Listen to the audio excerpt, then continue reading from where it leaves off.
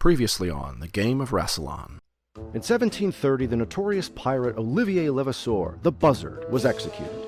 As he stood to be hanged, the Buzzard threw his necklace into the crowd with a scream, "Find my treasure, the one who may understand it."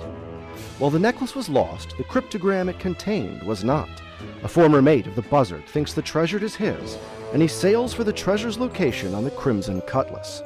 A privateer ship, the Atlantis, chases them, intending to kill the pirates, decipher the cryptogram, and obtain the treasure for themselves. Will our time travelers, Professor Yule Wilhelm, Barry Gogurt, as many call him, and Dolly Maxis, and, of course, her faithful animal companion, Winston, help or hinder the Atlantis?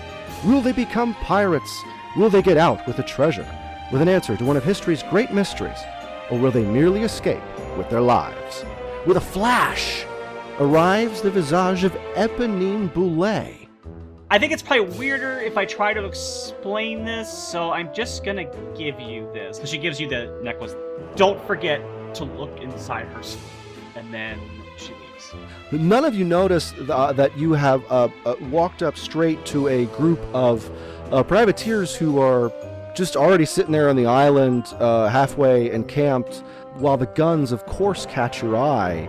The thing you note most of all is the woman on the left, a woman you've met who has never met you. Of course, Eponine Boulet.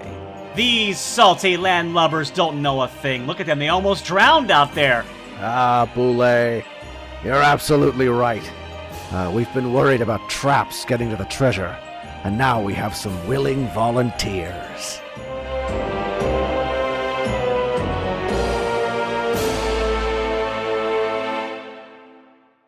Oh, can I make a oh, Lord, hold on. When I see the word, I can say it, but I can't say it off the top of my head. Could I do a psychometry roll to, like, kind of feel the group? It's pronounced aluminium. Yeah, so we're recording in California, so you can perform a vibe check. Yeah, I just wanted to do a vibe check. Dolly's worried about Winston. Budgies are pretty popular on pirate ships, I would think, because it's a bird. And whenever we see pirates, they're always around birds, right? Or monkeys. They're I considered think this is a great delicacy. instinct, and yeah, let's do this. Let's By the power of Winston and Dolly combined! Winston. I Powers. am Captain Parrot. He's a budgie! You know. Ben, I don't know when this will ever apply, but you get a story point. Yes. Oh, that's right. The psychic has special feats. Paging there, psychometry. With a touch, your traveler can learn a lot. The general feel of a person, the state of a room in the recent past. With a successful perception check, your traveler can see the past. The view to the past lasts 1d6 minutes. Looking back further than a few months requires a critical success. So yes. I just want to drop a little well actually here. Apparently, the budgerigar is a small, long-tailed, seed-eating parrot. So the budgie is a parrot. It's a parakeet. So, okay, I apologize to Ben. yeah, actually, Ben? budgies are actually what we call parakeets. I think here in America, maybe. Oh, Yeah. I didn't know that. Yeah. Well, now I know. Yeah. I just thought they So, were different. actually, I also think they're the right kind of bird. So, I apologize to Ben. Yeah. So, the Ben, do you accept Joe's apology? Can I buy you a budgie? I wouldn't know what to do with it. I apologize. Can I confer with the group?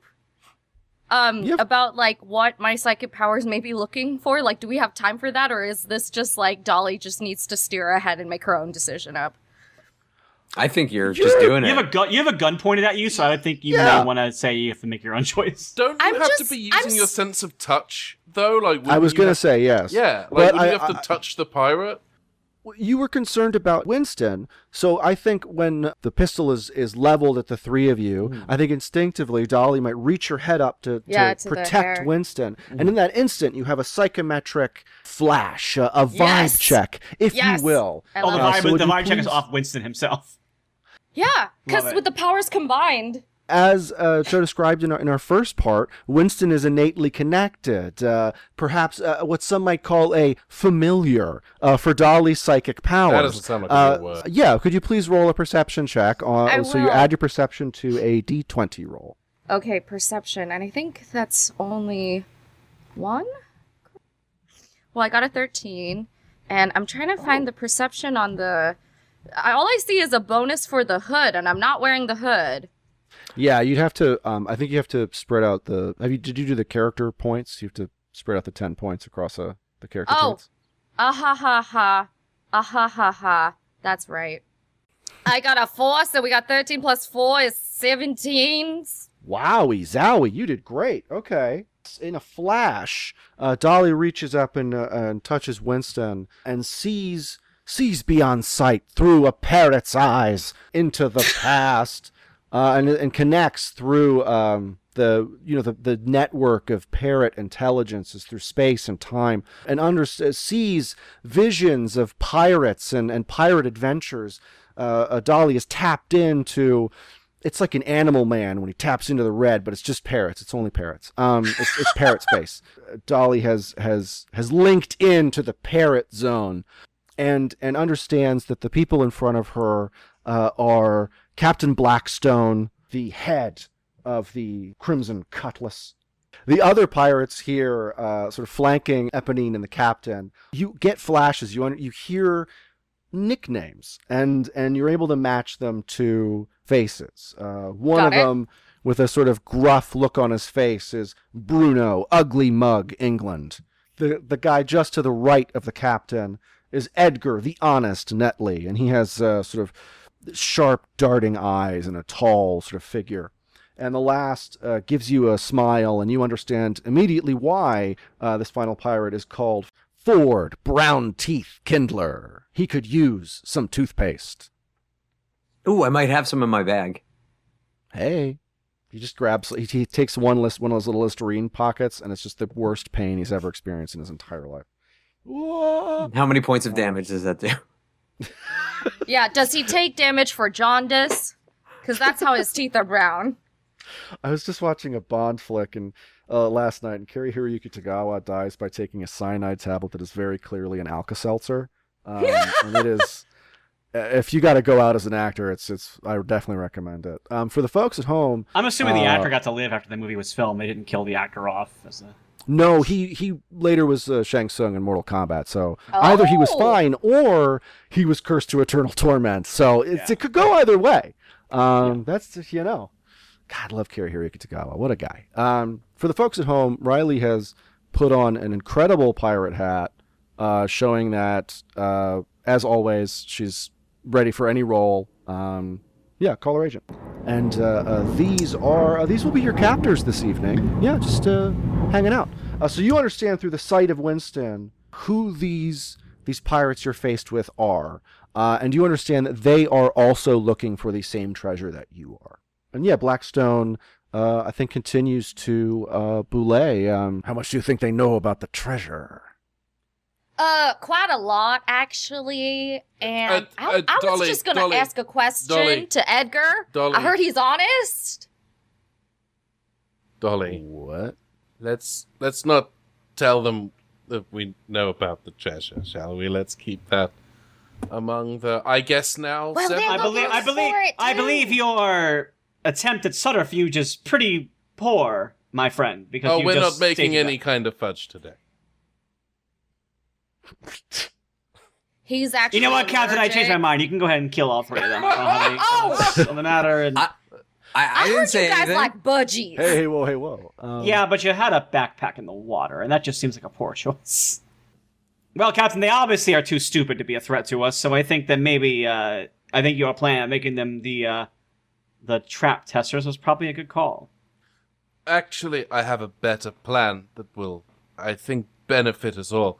I am the local island keeper, and I know my way around all of these islands. I can guide you to the treasure if you don't kill us or make us walk off of a cliff. You're a horrible liar. Nobody Don't would believe you. tell them that. Well, I was No, gonna have you telling make a you check, that. but never mind. Don't tell them that. Because it's I'm not just true. telling you I'm that. the keeper of the islands. Yeah, and the captain turns to Boulay and is like, "You're right. They're definitely they're gonna be ideal for the traps. Oh wow, they really can't keep anything from us, can they? This is excellent." And as I think the captain and Tennille. the captain and Tennille, yes, that's your nickname with the crew.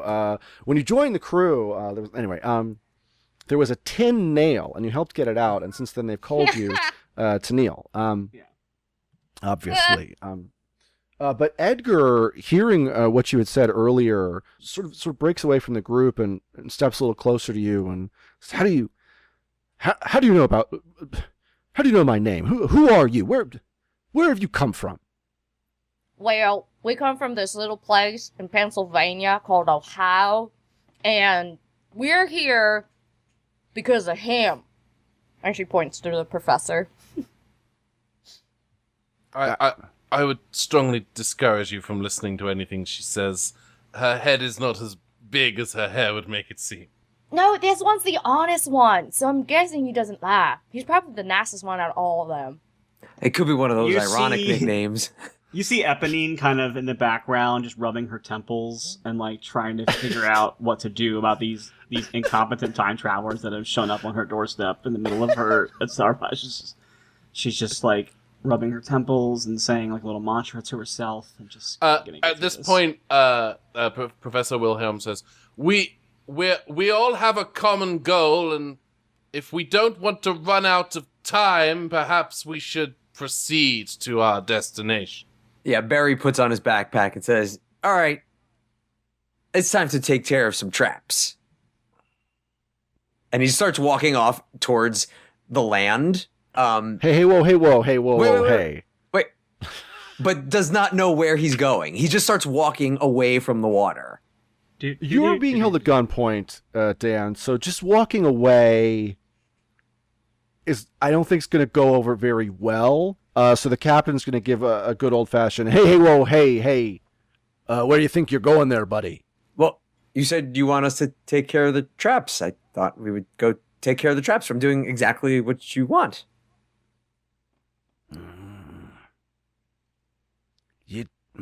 He's got a bit of a point, Captain. He did, in his weird way, follow your rules to the literal letter. You can tell the captain is vibrating in the space between anger and reason. And I think reason wins out for now. I think it's just a little warning bell pings up in Barry's mind that this guy might not be playing by the scout book. Before we go, though, I am going to get from my bag suntan lotion and bug spray for everyone. So I'm going to put my bag down. Please don't shoot me.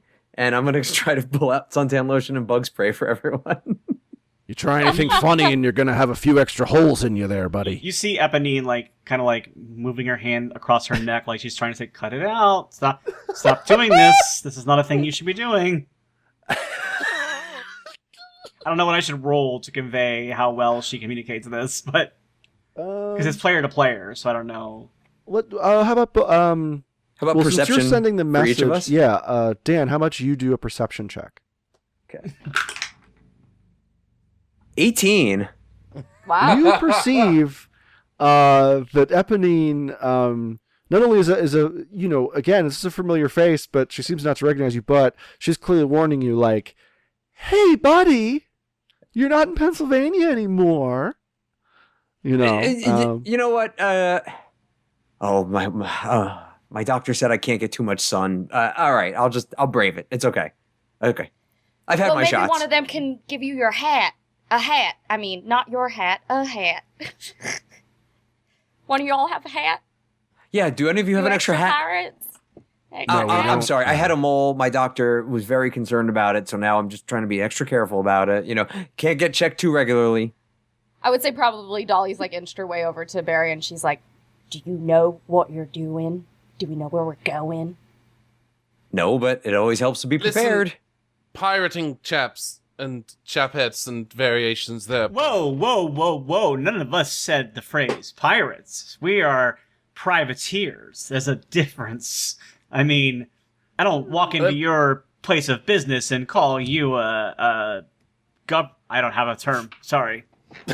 You don't know what I am. But you can't spell privateer without pirates and some extra letters. So let's just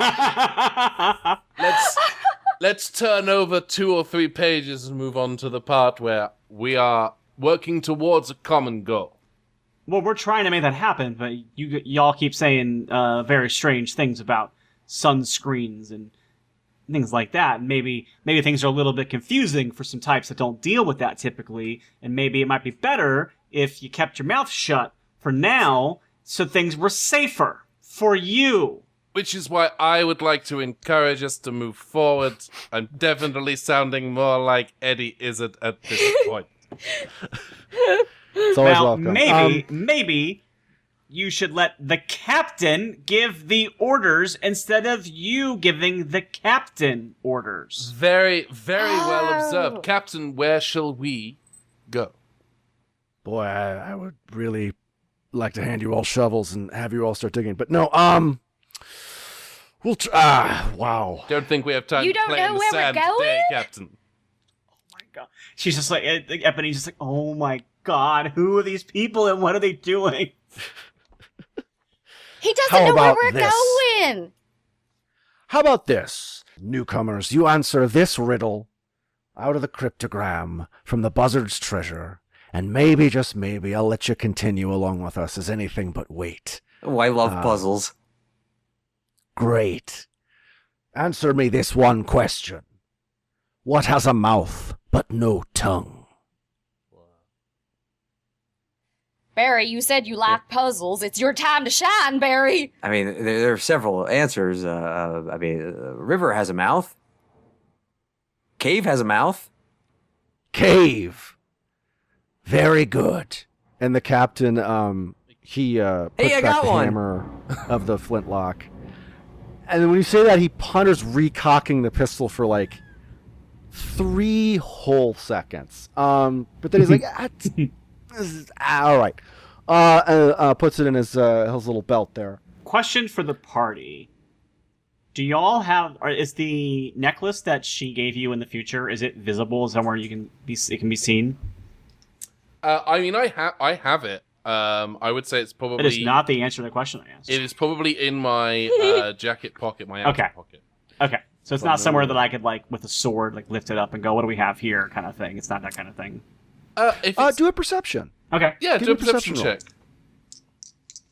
Ooh. Because they're all, Do we, I was thinking do they're we roll all... 3 dice or 2 dice? I don't get the system exactly. It's just the D20 plus Oh. your perception number. Oh. I thought it was... Okay, I misunderstood. I thought it was the D6. I thought the D20 was something else. That's just for time travel. That's Oh. when things get complicated. Okay, that's a 5. That's not 12. Yeah. I'm spinning the chain on my finger, and you are just... Hey, Ben, you are not the GM right now. Thank you very much. Yes. Snap. Thank you. There it Excuse me, is. Ben. The professor is twirling the necklace on his... I'm sorry, is professor he, him, or they, them? I didn't he, check. him. I've opted for Okay, this the character. professor is twirling the necklace on his finger like a globetrotter with a basketball. No, not really. Okay. But while the professor's outfit has gotten soaked, it is a thick enough fabric that you do not perceive the necklace, Okay. the necklace's outline in his pocket. Gotcha. All right, so I think from here, Blackstone is going to take charge of the situation, obviously, and say, "Well, since you got the cave correct, what do you say we head there and get a little treasure?" Lead on, Captain. Great, I wasn't asking. Go. And then we go. Yes, we have a beautiful, if this were a television show, fade, or film or whatever, to the mouth, the terrifying mouth of a cave. Can we have a real quick scene while we're walking to the mouth of the cave? Like, I think while we're in the like pathway, I think Yes. that Eponine would take a moment to speak to the party out of earshot of the captain and the crew. Yeah, I'm good for And just kind of mutter to, I'll say the professor, since Ben's the one who reacted to my hit there. I think I'd walk up to him and I would go, I don't know what you're doing here, but you're going to get you and your friends killed.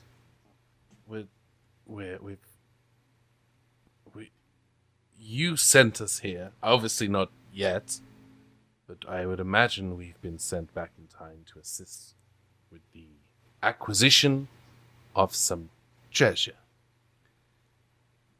Sorry, Question. you're saying I sent you here? This is you. You looked older, not wiser. Haha, sorry. just my little joke. I'm sure you're sharp as a math teacher's cardigan. You know what else is sharp as my sword, so I would be careful if I were you. I will say this: the causality would suggest that we survived long enough for you to want to travel back in time and give us certain information. So maybe don't kill us? Question mark. Ben, could you do me a favor and do a vigor roll? I'm gonna do a bigger roll.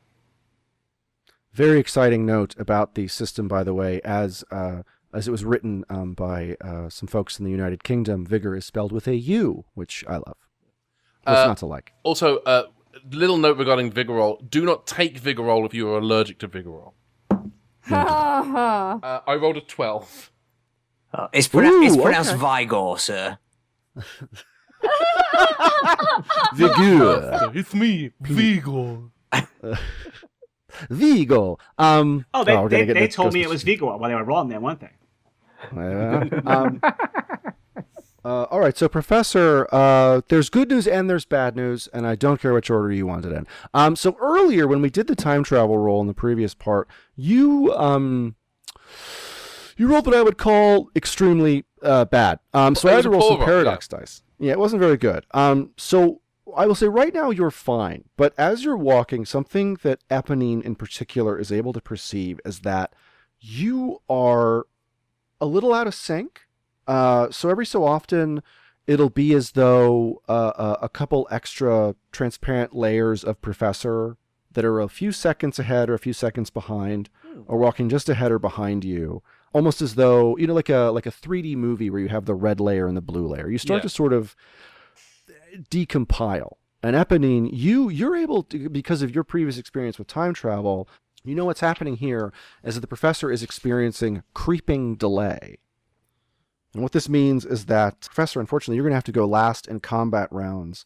And not just because of your rather odd behavior, but also because of this effect. It's part of the reason the NPCs have been so wigged out by you. It's because they perceive you as slightly out of sync with reality. That's not the only reason they've been weirded out by them, just to be fair. I tried to be kind of... Yeah. I think Eponine notices this happen again, and she says, are you aware that you are... Was this your first time traveling in time? I would argue that I've been traveling forward through time my entire life. Just to answer the question, old man, I don't understand why you're... What are you, Riley Silverman, playing the Doctor? My inspiration has been found and undone. Chef's kiss. Don't come at me with this weird semantic Gordian knot, all right? That is Come a at me, move. Prof. That is I would listen. We were provided with the schematics to build a time-traveling device by yourself from the future, so I would surmise that this is my first time, unless I already will have done this before. So yes is the answer to the question. Great. You may not have done it right, and you are a little bit out of sync, and you will need to eventually get back to your own time. Or else you will continue to be further out of sync. I think I know what the problem is. I put the AA batteries in, I put the positives to the negatives, and the negatives to the I make that mistake all the time. None of the remotes in my house work. So you're saying you reverse the polarity of the neutron flow of your time machine. Don't bring me that science fiction nonsense into our very grounded and believable time travel pirate adventure. Right. All right. I don't know. What did I give you something? Did I say anything that I should know or? Well, in the interests of causality, I'm not 100% certain I should. Just for the record, you've told me a lot of things that would affect the causality. So apparently, you decide who that comes and goes. Fine. You know what? I was trying to help you. I'm trying to keep you alive. Listen, I'm trying to help out. Whatever. I was about to ask you a question. Okay. You seem to have experience with these things. How much would it mess with the fabric of spatial temporal causality if I were to show you what's in my pocket? Okay, I just want you to know that I'm only attracted to women. So I don't know if this is a common line that you're using on me, but I am not interested in that. No. And if I was attracted to men, it would not be this scenario. I apologize profusely. That was definitely not my intent. No, I have a pendant that you are going to have given me. And I present the pendant. Oh my god! Do I recognize what this is in the story? Like, would I know this is this lost pendant for this treasure hunt? Yes, Michael? indeed. You, in fact, you would recognize this as a pendant that Captain Blackstone is also carrying right now.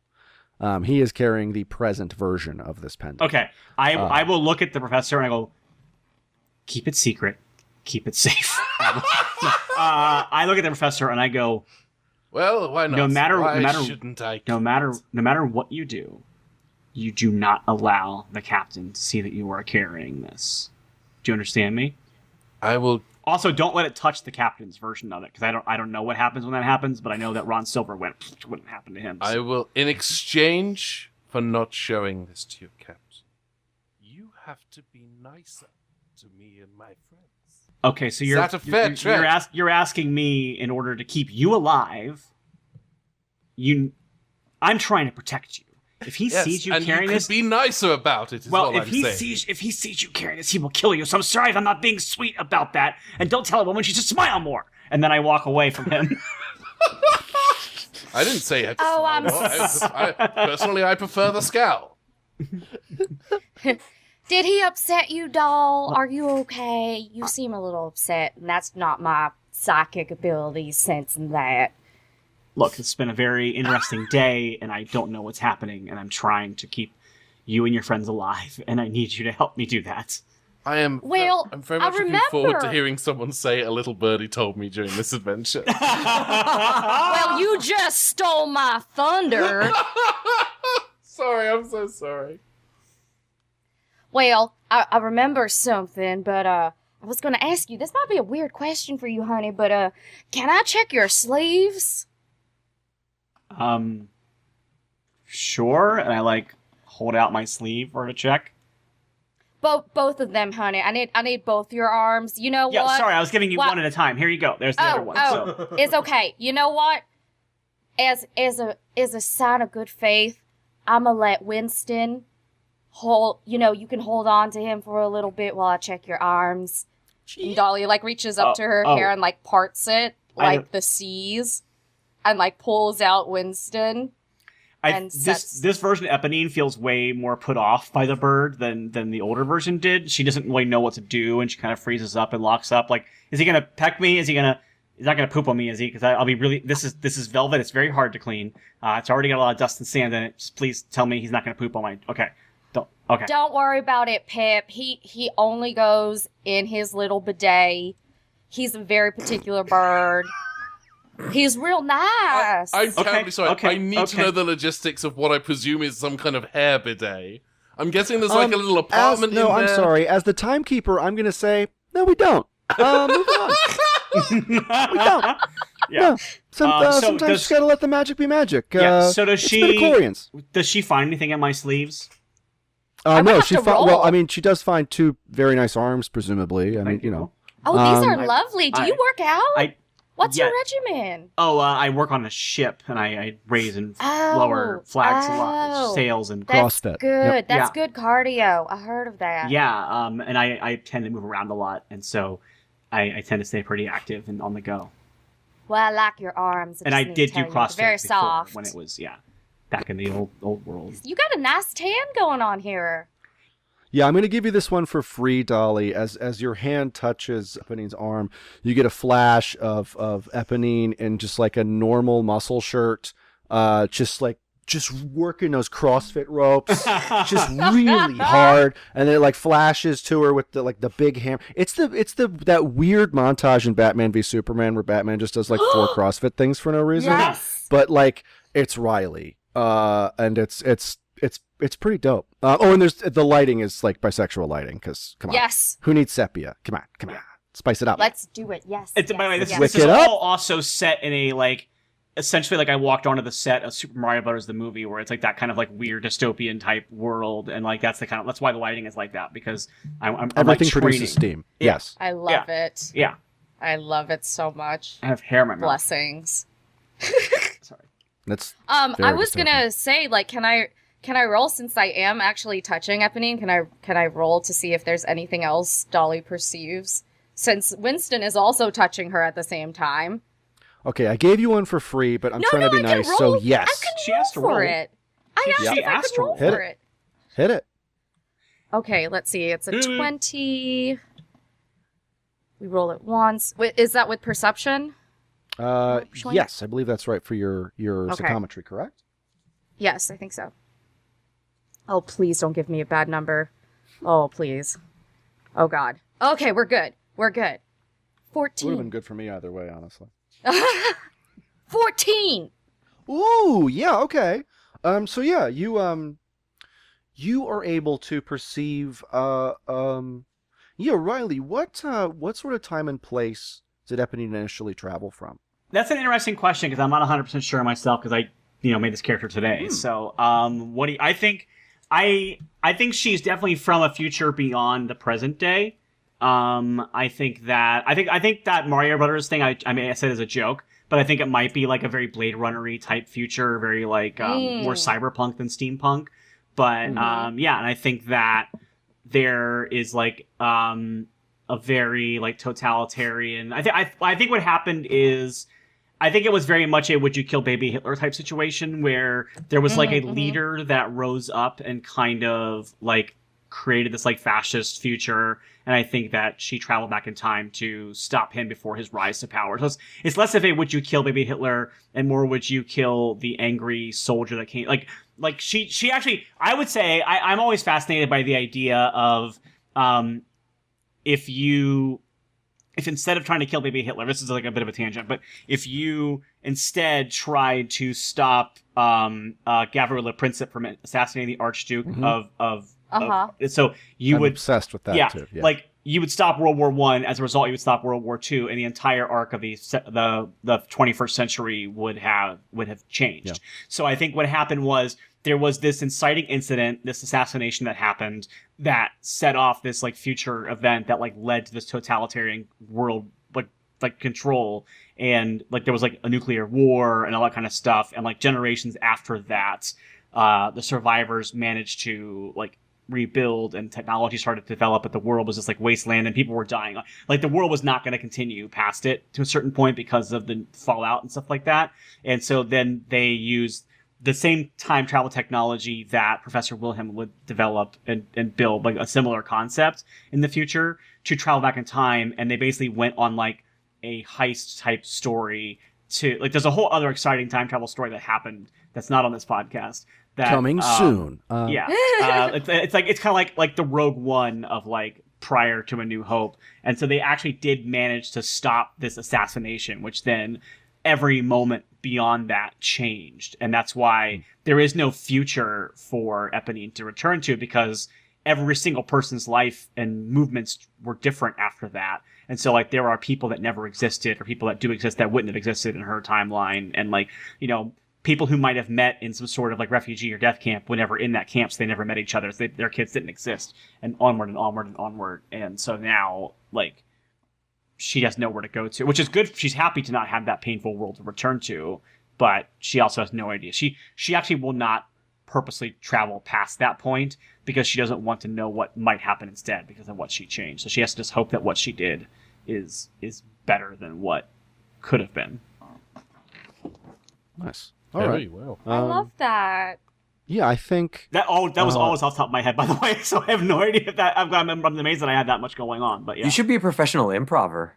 I know, yeah, I was just gonna say you're like really good at improv. But also, Dolly, I was gonna for your Cho, for your character, on top of everything that sort of Riley just gave you in that I wanted to ask: is there if you have one question as Dolly for Eponine about the future? Ooh. I'd like to give that to you. Sure. Well, when you ask me that, I'm gonna go with my first instinct, which is why us, as in why the three of us. Unfortunately, Eponine doesn't have an answer to that question because it's an older version of her. But I think the answer that I can give you is that the reason why the future version of her picks you is because the past version of her met you and goes through the experience that you're going with. So she knows that this happens, and that's why she comes back to find you again. Yeah, I think it's a bit of a grandfather paradox, but yeah, it's Sorry. yeah. If you don't mind me putting words in your mouth, Riley, I think it's like we're about to find out. You know. Meanwhile, this entire time, Barry has not been listening to this conversation and has been pointing out the flora and fauna to the pirates. And at first they were kind of like, we're going to shoot you. But then it was like, this is kind of interesting. Wait, that's poisonous? Okay, everyone steer clear of that one. Captain, this guy knows, don't be eating these, they'll turn your teeth brown. Your teeth are already brown. It's a bit worse. Yeah. And then you're like, actually, and then you're like, this actually is a mince plant. And if you use that mince plant, it actually might help your teeth a little bit. Oh, that's quite good information. All right. By the way, we are having a conversation right now, just because Dolly touched me, and so all that I just said is like things that she got, like psychic imprints of. Psychic zone. Yeah, but there were other conversations happening concurrently as well. Yeah. And Barry, I think the group has been they're starting to warm to you, and as a result, I think it's it's helping the general camaraderie of the group, which helps when you all reach. Sort of the center of the island. At the center of the island, there are these 4 palm trees and a very small pool of water at the center. But what catches your eye right away is this 12-foot tall statue of the Virgin Mary standing next to the pool, staring down into the water. And the statue is metal. And if you get close and sort of, it has this pitted quality that you realize is melted down cannon iron. There's this large statue, kind of arms outstretched towards the pool, and the whole group is there. Would you like to give it a poke? Can I walk over to it and touch it and roll again to see what history it may hold? Yeah, let's psychometry it. Not to repeat what we just did, but might as well use it if you got it. No, this is your feat. This is your embrace your power. Ah. Oh, that's not good. Uh-oh. Oh, we're at a 6. Okay. That is a failure, but all right. So I think all you get from it is you feel the intense heat of the cannon being melted down to become this statue. Got it. And the heat is this sort of emotional heat too. You feel like the passion of the importance of it, and I think it kind of weighs you down emotionally just a little bit. I think it gives you that kind of like hit in the ribs of like, oh, this is one of the last things this person did, Yeah. Friends, it seems like somebody had their panties in a twist. This is the vibe that I'm getting from this. Ooh, I will say that as you're saying that, I'll say you give it a knock, and when you give the statue a knock, there's a dong, revealing that the statue is hollow. Oh, look, it says like the Liberty Bell, dong, dong, dong. Oh, maybe we can open it. Does his pants come down? Just kidding. We don't talk about that. Anyways. Would anyone else like to make a perception check? I would like I'll to make one, perception. sure. Oh wait, no, Riley, please go ahead. Well, we can all do it, I think. All right. Yeah, everyone can. Why not? You get a I'm perception going check. to You get a look at perception you. check. We're perceiving the statue, right? Yes, indeed. Well, I rolled a 4. My rolls are not great so far today. I got twice rolled that. You got an 8? Well, good Also for rolled you. an 8. Totally. Dan, this is actually kind of perfect. I think, Eponine, you move in to try and get a closer look at the statue, and Barry, you as well, you close in to try and get kind of a better look at what's going on. And I think Eponine turns kind of quickly and bumps into Barry. Dan, could you give me an absent-minded? Would that be absent-minded? No, give me dexterity. I gotta start doing these actual traits things. 7. With my okay. 1 added, which is just very in character. It's fine. Oh, it's very fine. So yeah, I think I would argue you're the perfect character for this to happen to. So what happens, unfortunately, Barry, is that Eponine pushes you into the lake that's in front of the statue. But what happens is you fall because there is no water in the lake. It is revealed as you're falling through this shifting light to be an illusion. And unfortunately, you fall down sort of 10 feet and land squarely on your backpack. Oh. Yeah, so would you mind giving me a vigor roll? So Barry goes splurt. I hope not. 17. Excellent. Hey. Okay. Very so lucky roll. This is perfect. Yes, so I think the backpack takes the brunt of the impact. A Go-Gurt will probably have exploded in there, but we don't have to worry about it just yet. But Barry, luckily your scout training has come in handy and you're able to roll it off. Okay. That's aggravating the old injury. Okay. I'm alive down here. And good grief. And yes, through the what seems to be a pool of water above, the three of you hear Barry's protestations kind of echoing up. Well, Barry, thanks did for you land finding on your the- keister? Good news, bad news situation. Good news, you can come down here. Bad news, I have the rope. Yes, Barry, as you look around, you are able to spot that there is a ladder that stretches down from. Actually, it's made of the same material as the statue. It appears to be kind of a continuous construction. Update on the good news. There is more of it. There is a ladder. I would recommend taking that and not the way I came down. Great. And then I had the ladder, start climbing down. And I actually look at the yes, captain and I go, already proven his worth. You're not wrong. All right. And I'll give you this one. As you're all heading down the ladder, Eponine, you look up as you go through the sort of light, and as you go through the kind of curtain of light that is created by the illusion of the statue, you realize what's going on is that there are mirrors built into the face and the arms of the Virgin Mary statue that are reflecting through a series of sort of complex mechanisms, reflecting the light from the sky and turning it into what appears to be water below. And you realize that the way to figure out this illusion later would be to check the mirrors up the sleeves. Oh. So yes, as you all descend into the after climbing down this shaft, you find a room that shimmers with the blues of the sea. A soft, damp sand covers the floor, and a soft, man-made bay stretches out with an underground bay that laps out into the dark. It seems there was once more than one entrance into this area, but they've all collapsed. It's all you have is this ladder back up for now, as far as you know. Good news, I have a metal flashlight.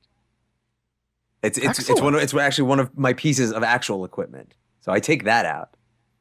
Oh, great. That's excellent. Yes. So, that's awesome. So, yes, Barry, the second you turn on your light and you move it around the room, you catch these glimmers in the sand, very scattered, very far apart, but little glimmers of gold, tiny glimmers of gems, almost as though these are the things that fell out of the pockets of someone who is carrying a far larger treasure. This is like the spilled pocket change of whoever put this treasure down here. As you sort of move your flashlight around the room, it returns, of course, to the crew of pirates who are looking at you like a wizard that has chained a fairy into a small tube. And Eponine says, "Wow, look at how he's managed to reflect the mirror light off of those mirrors." Let's call that a perception, if you don't mind. Oh. My favorite stat that I've been rolling so well today. If there's a better one, no, please. it's not. It's not. I'm just making fun of my bad rolls. Okay, finally, I got an 18. Hey! Yay! That rocks. All right. Yeah, so the captain looks to you, Barry, and is like, you already understand the nature of the traps. Fantastic. You know, you're starting to prove your worth, the three. Not gonna lie.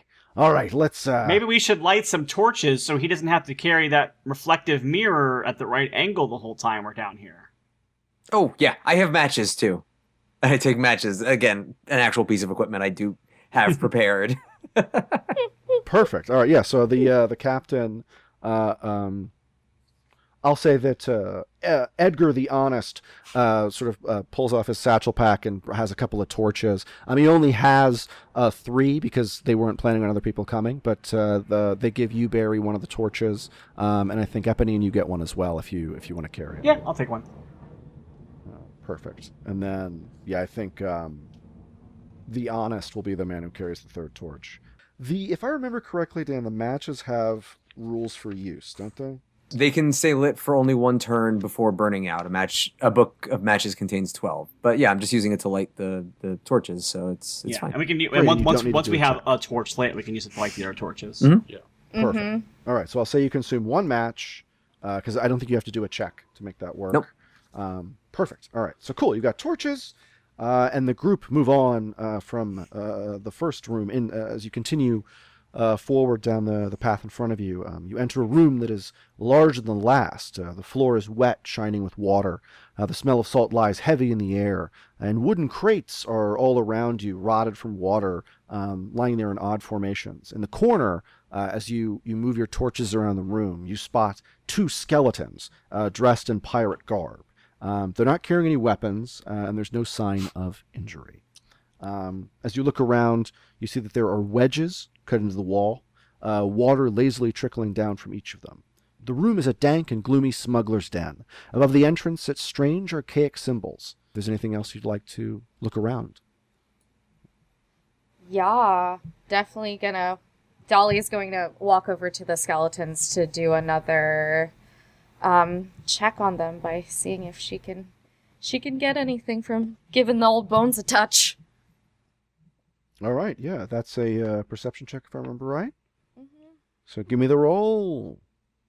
Ooh, that's spicy. 21. Oh, yeah, that is extremely spicy. So yeah, you see the last moments of these 2 pirates. They were a loyal crew of the Buzzard. They believed in the mission. They believed in protecting the treasure. And so they stayed here to seal it in. And you know before you see it that there is a small door in the back of this room with a lock. And you know the key to open the door... Well, it's in that phrase. It's open the door. That's the key to solve the puzzle, to get into the next room. And I would say I think you tell the rest of the group about this door, and once right. Yes, and once a torch is brought within sight of the door, you can see a complex lock. In fact, it's sort of 6 locks in a line. Each of which has a word etched into the stone above it. These in order are open, cerrado, ouvert, aperto, and zatvoreno. So yes, presented with these 6 locks, you can, I think, Dolly, you understand and can communicate to the group that it's sort of a basic puzzle. A certain number of them have to be opened and a certain number have to remain closed to key in the sequence. Copy that. I would like... You said that there was something else in the room written in like a code that needs to be deciphered? No, that is the symbols in the locks. Oh, okay, never mind then. Professor, this may be a perfect opportunity to break out the old thinking cap. I was just thinking it won't be a good time to break out the thinking cap to see if I can solve this lock puzzle. Excellent. I pull out... I open my jacket and I pull out what appears to be a coil of 3... It's just like plastic rings within plastic rings. and then I pop it out. And Make sure if you throw those away that you cut those up so they don't choke the sea. Thank you. Yeah. That. And then I pop it out. A lot of those biodegrade now too, which is really. Sorry, I'm Ben. That's fine. Anyway, and then I pop it out, and it looks like a Devo hat, and I place that upon my head. And I stare intently at the locks, and I say, "Absolute silence! I need silence while I focus on the locks." And then I roll a mad science roll. And Eponine just rubs her temples again, and it's just like, these people are going to get themselves and myself killed. I can hear you rubbing your temples. I have asked for silence. She lowers her hands. I rolled a dirty 20 plus 1d6. I have to roll as well. That's a 26 total. Hey! Gorgeous. Oh, yes. All right. Fantastic. So yeah, not only do you hear just some premium Devo in there, like your memory of every Devo concert you ever attended comes rushing back. When a puzzle comes along, you must whip it. Yeah. It's just playing in your head right now. And you remember every snippet of every language class you've ever taken, even the ones all the way as far back as elementary school, and you can remember that it's the word open. Open is of course the key. Not only does the first lock say open, but the third and the fifth in their own respective languages also say open.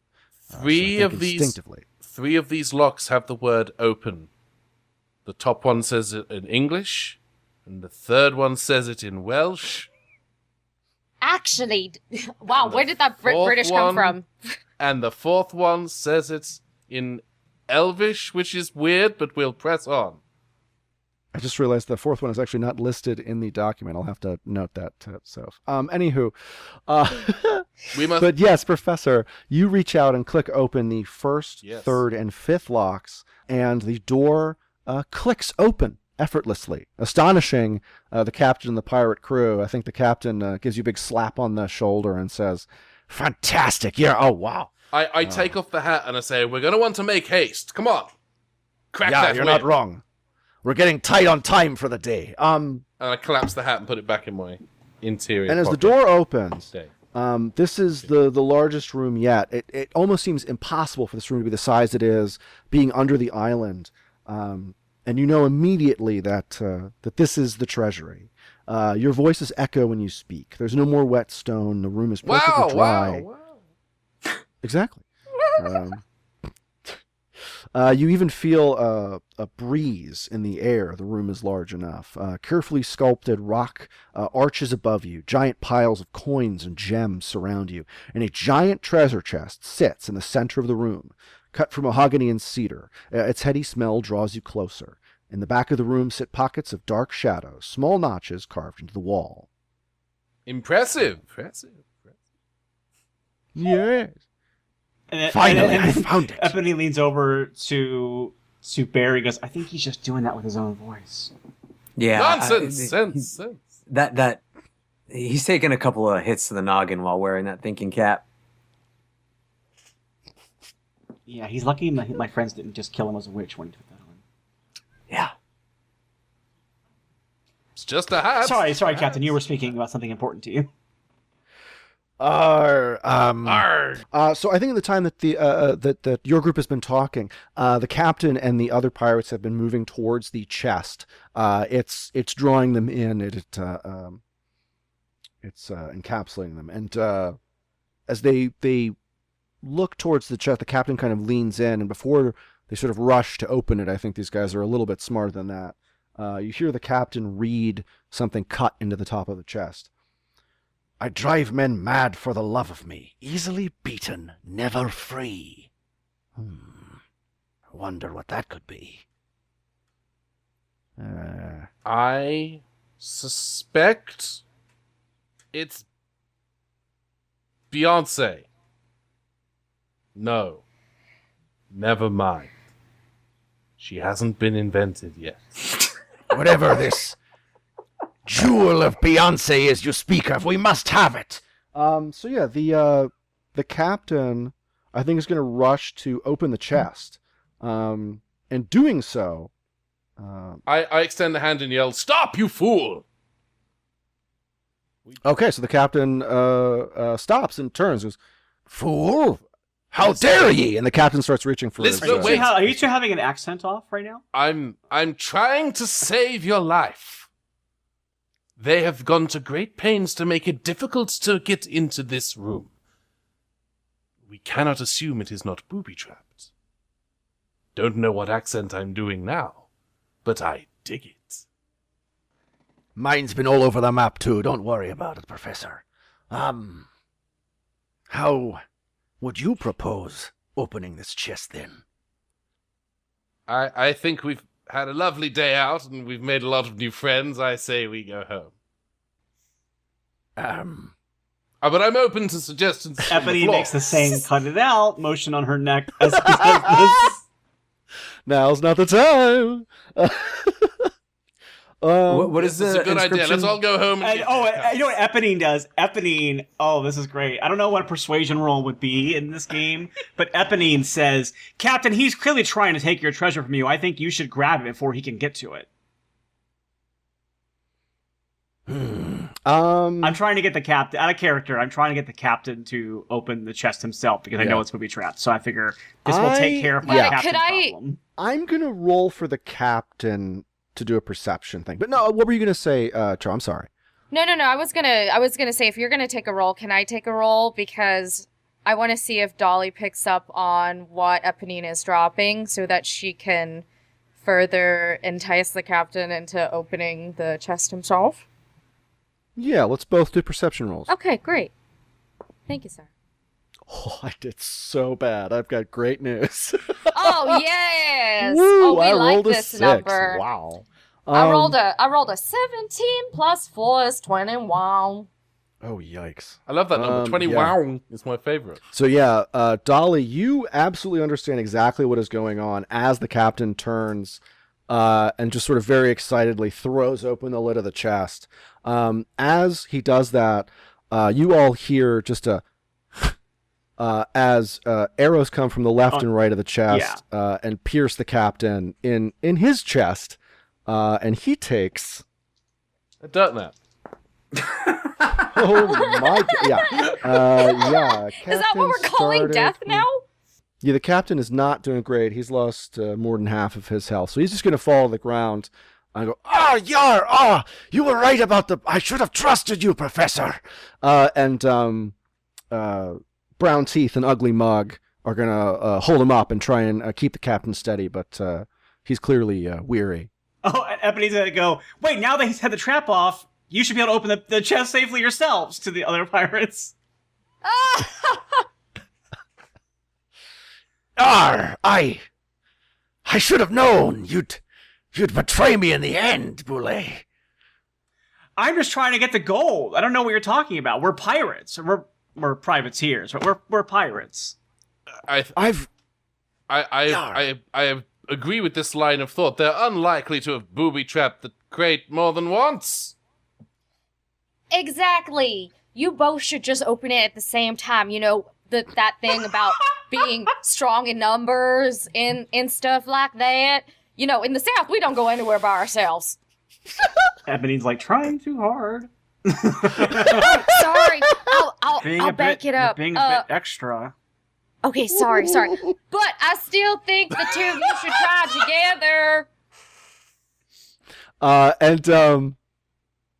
together. You hear from the back of the room, surprising all of you, a new voice. It's the parakeet. It's Winston. Cheap. Yes. No. Cheap. No. It's me. Winston Cheap is full form. No. But you. Did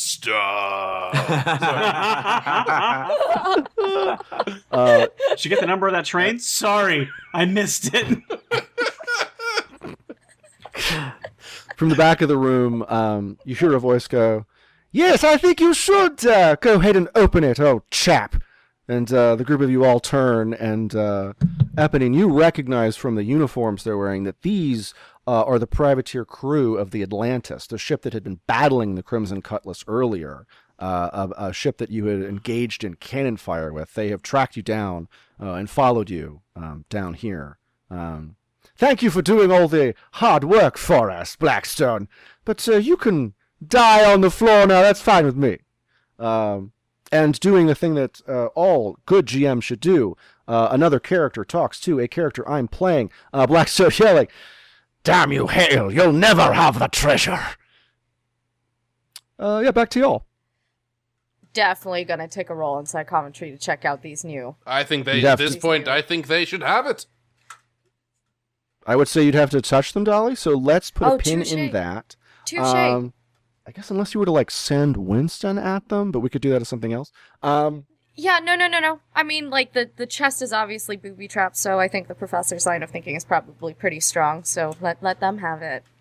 Because that's probably not the real treasure anyways. Dun-dun. Yeah, the real treasure is the friendships they made along the way. No, Barry! That was the most Parks and Rec moment for Barry this entire episode so No, far. what would happen is the treasure would have been in Barry's backpack this entire time.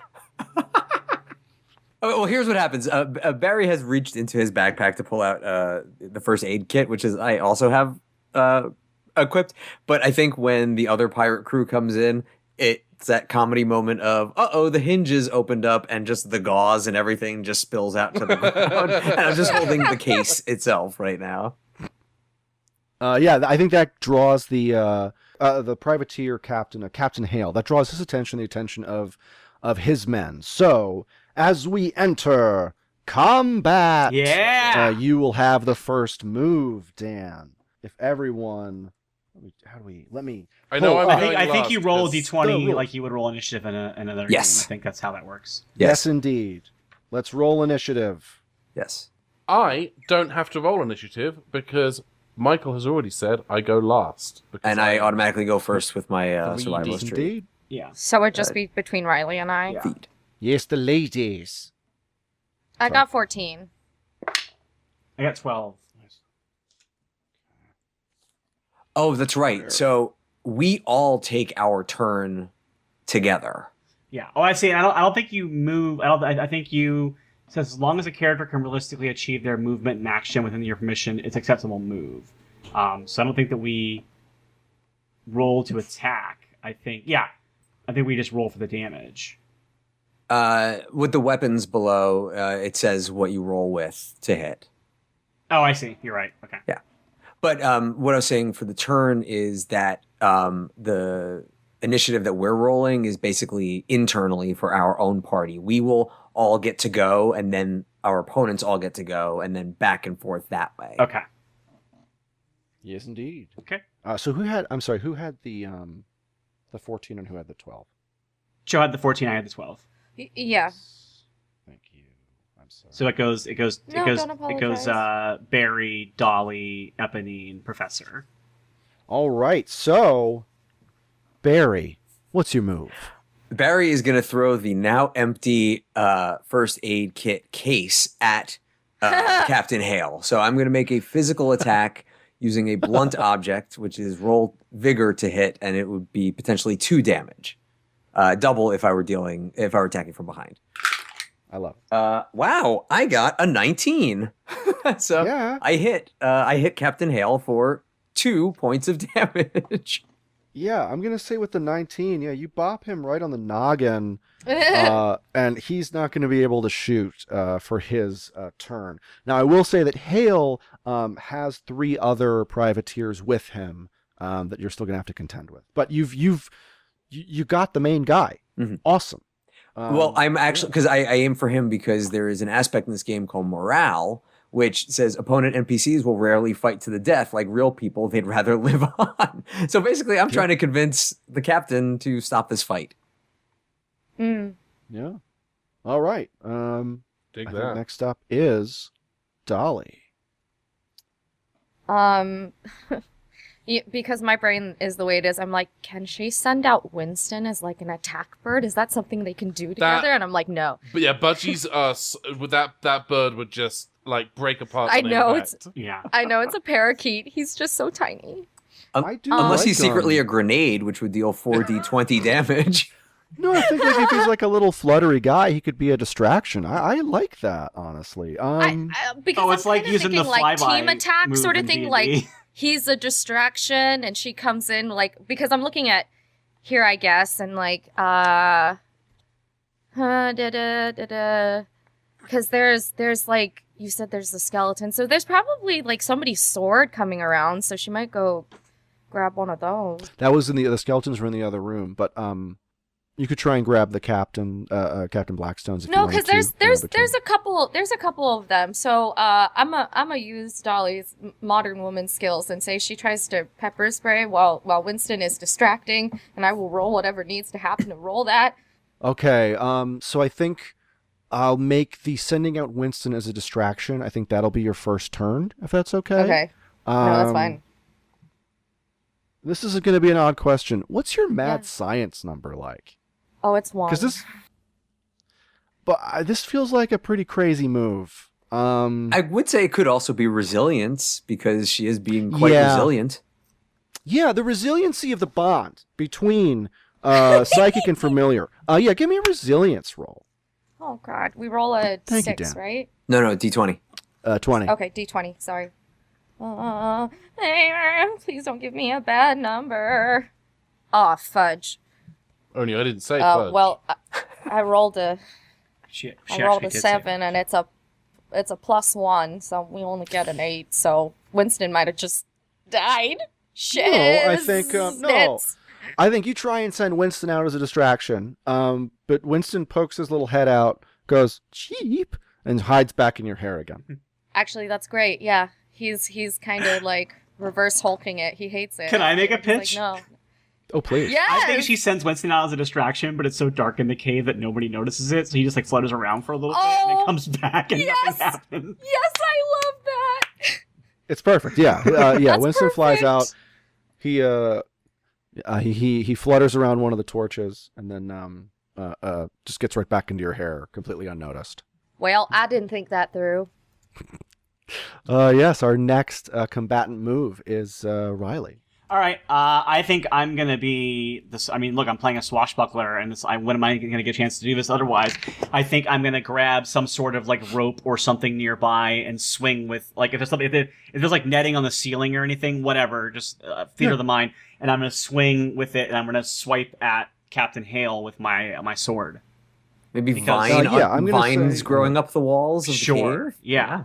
Yeah, we had talked earlier about you getting a story point, and I'm just gonna say there's a rope dangling just perfectly right there. Yeah, and so you grab the rope, and could you do a dexterity roll? I shall. Come on, dice. Come on, dice. Yeah, it's a natural 20. I don't know what that means in this game, but so that gives me a that's a 22. That is Yes, 2 and nat let's, 20s in this game. Yeah. A similarity in Paradox and Possibilities with other games like Dungeons and Dragons is a natural 20 is an extreme success. So I am going to give you Flavor an blasted attack success. Nice. Yeah, it's a double sugar-coated success. So yeah, could you do an attack, I guess with your cutlass? Yeah, I have to find. That's a rapier. Thank you. I'm gonna Rapier, do yes, I'm so so a long sword is what? Sorry, because it's a PDF. Yes, it's so long hard to blade. skip around. Long blade is 6d6. Wow. Oh, Oh, Six that's with the bonus. No, it is 66, so it'll be 12d6, right? With the bonus. Oh. Okay, I'm just gonna roll online for that. Wait, it's roll vigor to hit. to Yeah, start. it's roll vigor to hit, roll 66 to swing. Each even roll hits for a single point of damage. Wait, so I rolled a natural 20 to hit. Yes, that's... Yeah. Yeah. No, the natural 20 was to swing. Because I did the Oh. dex roll and you rolled the nat 20. Oh, okay. I thought I was rolling dex for the attack. I didn't realize I'm Vigor so, was the no, attack. Okay. I wanted to make clear, I did this as, you got the natural 20 for the swing. The swing was so good, I'm immediately giving you a second. I gotcha. Now I understand. Sorry, chat. I thought the swing was already happening because of the story points, and then the roll was for the attack.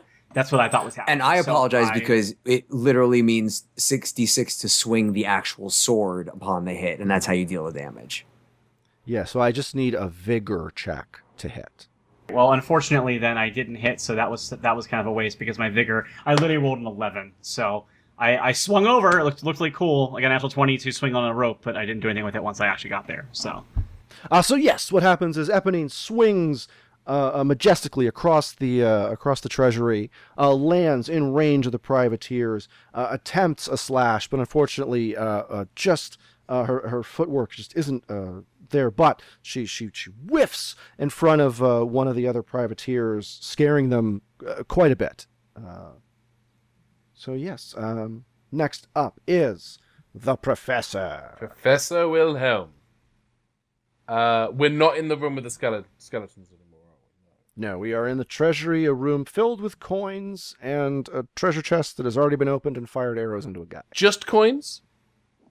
Coins and gems. I want to find the biggest gem within an arm's reach and full-on lob it as hard as possible at the the privateer with the largest hat, thus making them the person in charge.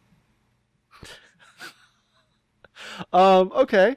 I'm gonna let's start with for your first turn of this. Let's do a perception check for a big gem. So perception, 12. Excellent. You find a real high quality palm sized gem. Oh, neat. You pick that up, and then could you give me an attack roll? Sorry. Okay, so what am I rolling to attack? Yeah, this is a little tricky.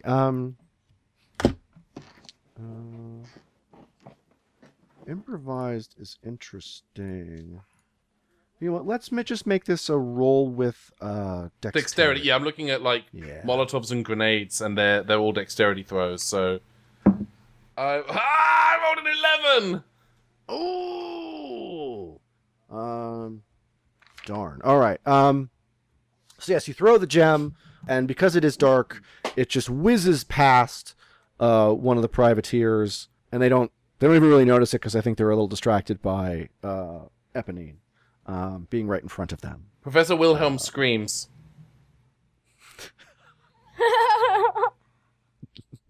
It was inevitable, Dan. You knew it. I know. I get it. Okay. It's now the privateer's turn, and since Eponine is the one in front of them, the captain is going to Captain Hale is going to try to recover and make an attack on Eponine. Okay. Oh, he does so badly. Yeah, so he tries to just punch you, but it just whizzes right past your face.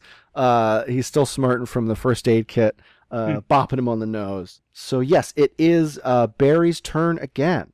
If I were to reach into my backpack to try to find something, is that a full turn? Wouldn't that be a backpack check? Sure. Okay, yeah, I'm going to attempt to find a Swiss Army knife in my backpack. Excellent. I rolled the natural 20.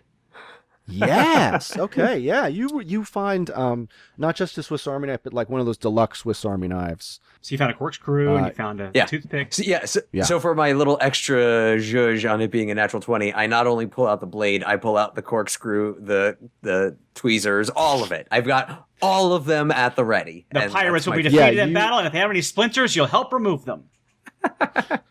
Yeah, you've got it's like it's like when they say put your keys in your fist. Exactly. To protect yourself. Yep. You do that with the Swiss Army knives, but so there's like one knife. You're like a Wolverine who has like a knife, a corkscrew, a tiny scissors.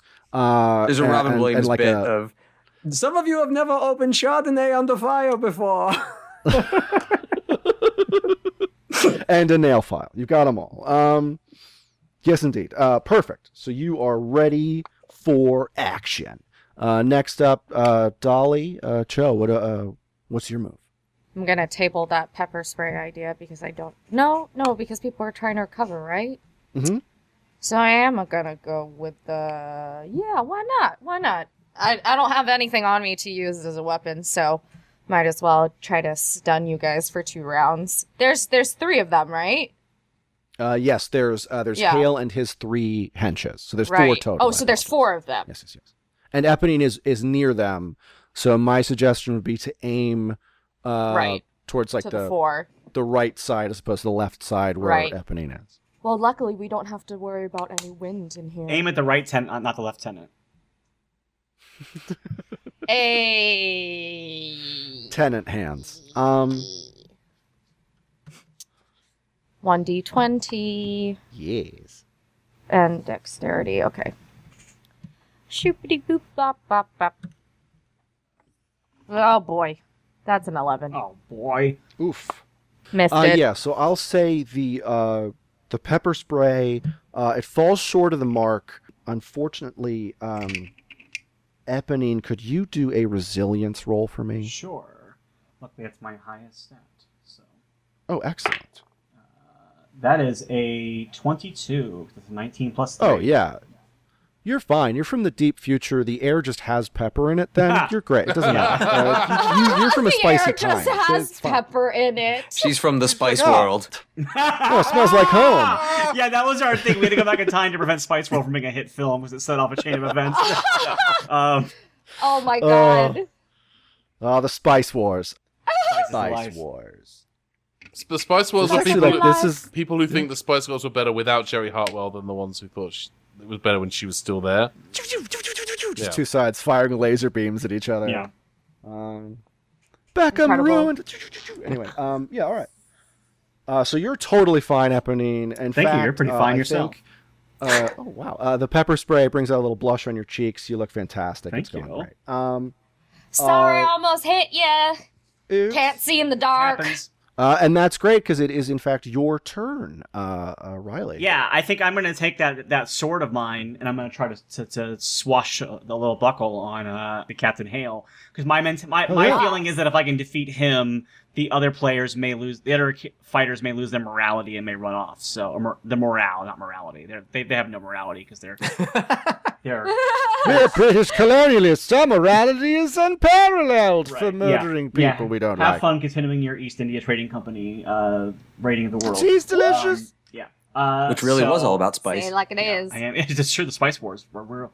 So I'm going to go ahead and So make that spicy. attack with my vigor, and that's going to be Get a dirty 20. I don't know why I'm Dolly all of a sudden. Yeah. 18 plus 2 is dirty 20. That's the attack, and then I roll 66 to see what hits. Is that how it works? Yes, indeed. So for every, Yeah, this- every, this- six, yes. every. Okay, so for, Every even is a hit of 1. Okay, so I'm just going to do that on roll a dice instead of doing it on there. So let me just do 1, 2. Who has 66 looks at... I have them. I just don't want to do No, the I'm kidding, Oh I'm my god. Okay. 4 out of the 6 were hits because I rolled a 3, a 4, a 4, a 6, a 5, and a 2. So the 3 and the 5 do Alright. not count.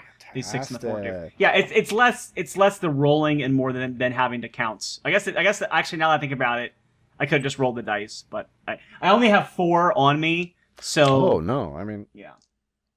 that's the first time that digital dice have ever done like something that nice. Yeah. This actually would be a so pretty good roll. we're gonna take it. This would be 24 damage if I was rolling a d6. If I was rolling like sneak attack damage, that would be an awesome little attack. So yeah, so I do. I get 4 hits on him. So I think it's almost like a Zorro type of thing. Like I think I make an E. Yep, and there are 4 lines in an E. It's perfect. Yep. Yeah, and, yeah. Yes! As you're zipping and zapping the captain with your incredible swordswoman skills, he fumbles and drops his pistol to the ground, and puts his hands up, and because of your incredible swordswomanship, you end with the point of the rapier right at his chin. Oh wow! I didn't know I was flirting with this Nice. guy. All right, cool. No, yeah, I do that, and I go, stand down, Captain. Your day is lost. Ah, I've come this far for the treasure. It's not worth my life. You're right. Stand down, men. Privateers lower their weapons. For the sake of expediency, the other pirates rope them up and put them in the corner of a room. I'll also say, as you continue to explore, you find in the darker corners of the treasury, sort of the back end of the treasury, there is a mysterious lever. Ooh. Good thing I've got everything on my Swiss Army knife out. Hey, you never know. So you can I know. so you can stab the lever. To disable traps and whatnot. Oh, okay. It's like I makeshift was- thieves' tools. Okay. I was like, to do what exactly? Swiss Army Dan. Yeah, actually, rather than Barry actually hitting the lever, I want to see if I can find maybe like a mechanism to sever so that like, arrows don't fly out of the walls again. That is very smart. Could you give me a perception check? I'd love to. Yes. 19. Hey. Oh, fantastic. I am Great. way too good at this. The phrasing. Well, slight I don't need you to make an pause. esteem check. You're doing just fine. Barry, I think you realize right away, like, this is just a basic lever. They didn't even put, like, anything fancy here. And you just reach out, and almost like you're giving it a good old-fashioned handshake, you just pull the lever down, and another door opens right on out to the beach, kind of where you started, in fact. So, yeah, you can you have an easy method of escape should you want to slip away without the notice of the pirate crew as they tend to their injured captain. So after Barry does that, I think that Eponine pockets the necklace that the captain was carrying. So she has that now. So that way the loop is complete. And so she takes that necklace and then she grabs a little bit of the treasure, not a lot of it, not that she herself can carry, because I think the reason why she was involved in this treasure hunt is she was looking for something valuable enough that as she moves through various time periods, it's something that she can sell and barter with in order to like have money to survive off of, even in era, like no matter what the eras of time are, like she can always sell gold. So that's like her feeling. It's like she's like getting enough for herself to have a nest egg for her continued travels and like things that she can invest.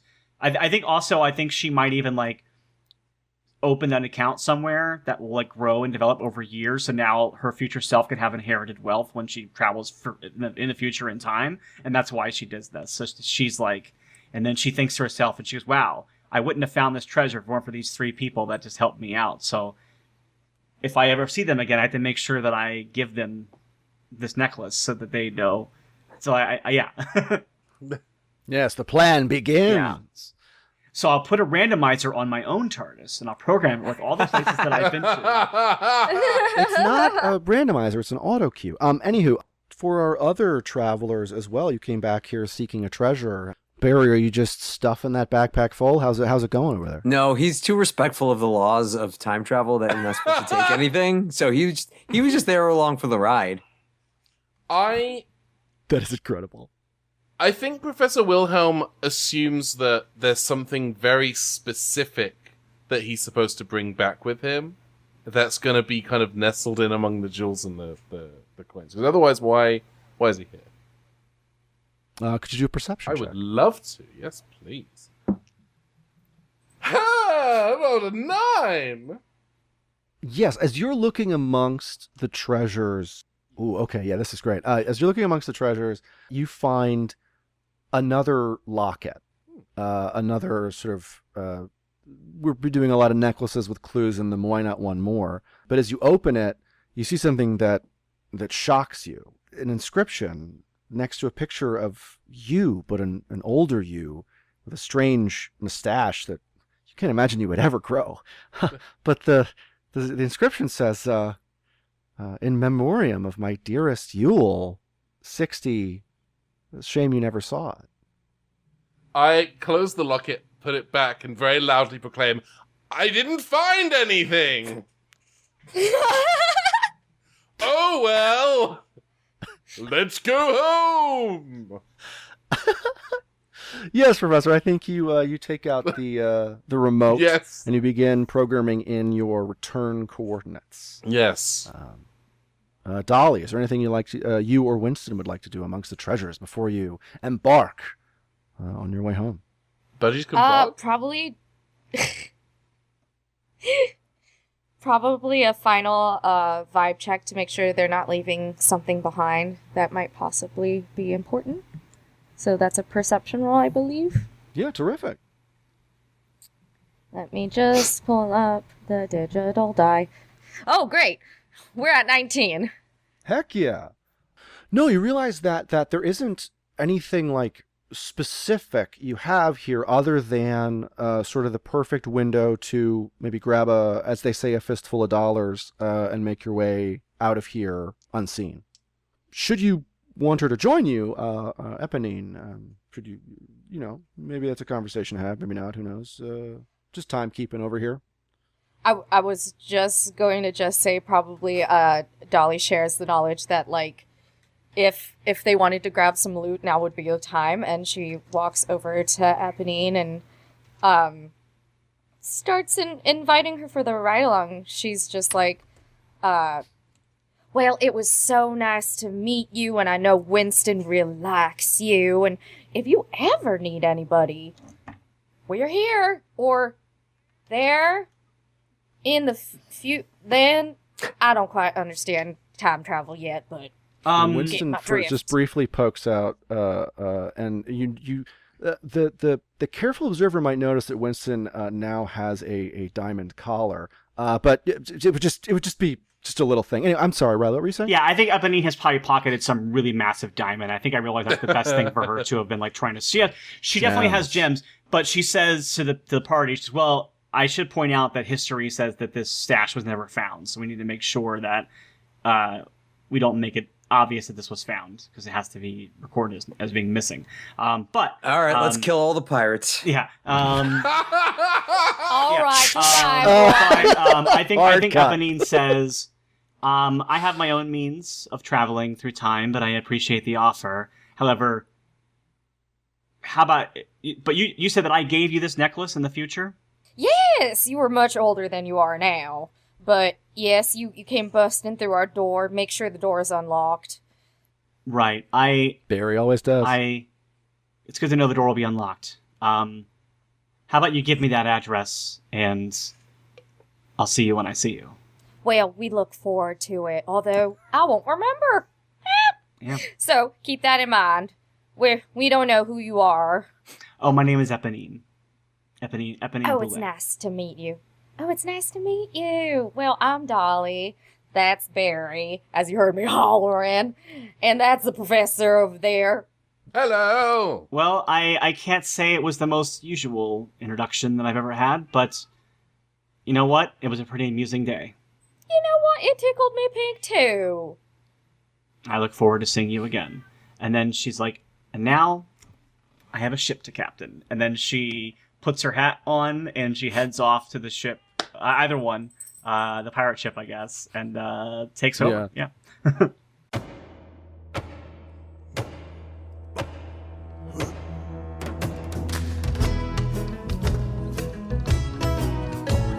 We see the incredible ship, the Crimson Cutlass. It tears through the water once more, but unfortunately its previous captain, Captain Blackstone, injured as he was by the arrows, is no longer up to the task to captaining his old ships. He entrusts it, the stewardship of this mighty vessel, to the only person he can trust, the most reliable of the freedom pirates he knows, Captain Eponine Boulet. That's the story she says. Do you have a cool pirate That's the name? story she tells the pirates when she gets back to the ship, because she definitely left him and the other pirates behind on the island. Oh yeah, they're dead. As the door seals shut on the Captain Blackstone for realsies, Captain Girlbeard takes her place. Captain No, probably not good, Girlbeard. sorry. That feels God, I'm vaguely glad I- misgendering. I was gonna say that's a little bit that's a little dysphoria triggering. Oh no, it's just my wife. Sorry. Hey, I think they call her the Red Lady Oh, I love it. Yes. because it's a Crimson Cutlass. Which makes Dan's sense, so. jaw just unhinged Yeah. like a snake. Yeah. It was a big old Yes, smile. Yeah, I think if it's the Crimson Yeah, Cutlass, it makes sense. Like, and she has that red, and because I did the red pirate outfit on, I think it's like the Red Yeah. Lady. It makes sense. It's perfect, yes. And everyone across the seven seas knows to fear the Red Lady and her Crimson Cutlass. But back to our intrepid travelers, just a few moments from where we left them, back on the beach. Professor, are you ready to return? The professor could not get out of here quick. The professor is haunted by the last pendant and the inscription therein, and wants to get out of this time frame as quickly as possible and dedicate the rest of his probably very short life to making sure it never comes to pass. Let's go! Come on! We'll skip the formalities of the time travel roll for now and assume the gaping maw of the portal that is legally distinct from the one from Sliders opens, showering our intrepid travelers in a light that can only be described as a PA wiggling a reflector. And our incredible heroes, one at a time, jump through the portal into another world of paradoxes and possibilities. Who would have guessed? Could I make a quick pitch? Oh, Dan. Could we do a roll to see if we get home or not? Actually, really. Yeah, you know what I was gonna actually, say? I'm going to say this. I'm going to make a pitch. I know you're timekeeping, Michael. I'm going to say you don't make it home, and instead, I love this idea. Hear me out. You ready for this? So you land. Take a place, Michael. Where do they land? Well, I got an idea, yeah. Ancient Rome. This reference Doctor Who and the Daleks. Hang on 1 second. Let me just do this for me. Ooh. Our intrepid travelers jump through the portal. And instead of returning home, they arrive somewhere incredibly unexpected. They look around. They see in the air, they hear the roar of a parade, the sound of a crowd. They look around and they see a sign, Dallas, welcome to Dallas, for our crew have arrived, November 1963. And as they stand up, they feel the grass underneath them. They turn and see a familiar face, someone they've met before, but doing something they would never have expected. And as Eponine turns, looking away from the scope of her sniper rifle, she says to the group, Oh boy.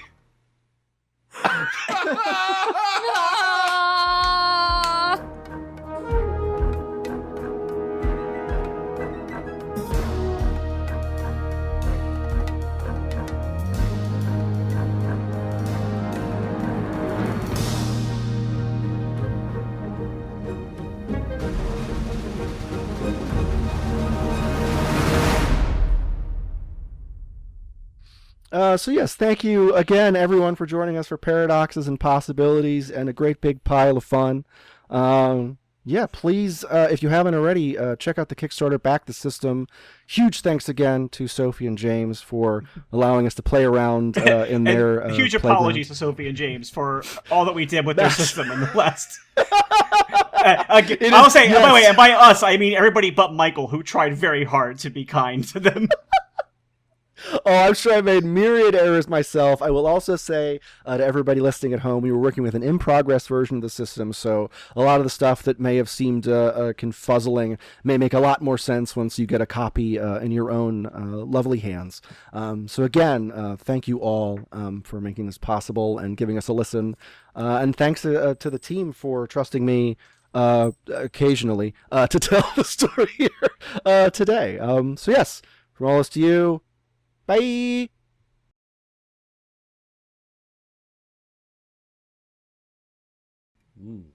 Did you peer into a parallel dimension?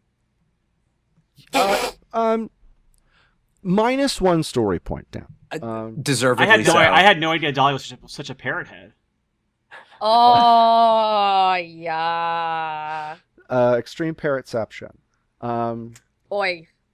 It's a parrotception. Oh, no, we've fallen into the parrot trap. Yeah. You're all trapped in here with me. Anyway, you also understand that other than Eponine, the folks, That's like, the other I'm sorry. pirates here. That was like if Jerry Seinfeld had been cast as Rorschach. What's the deal with you being in here with me?